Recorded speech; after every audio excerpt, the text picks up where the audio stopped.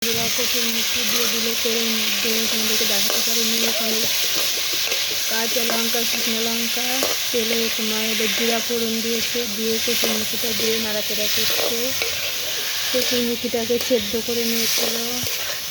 দেখো এটাকে ভাজে নিল না অল্প একটু? না কেন? আমি তো ভাজেই করি তো। জানতে হয়ে গেল তাকে বলতে। দেখো উনার মাছটা রান্না করা হচ্ছে।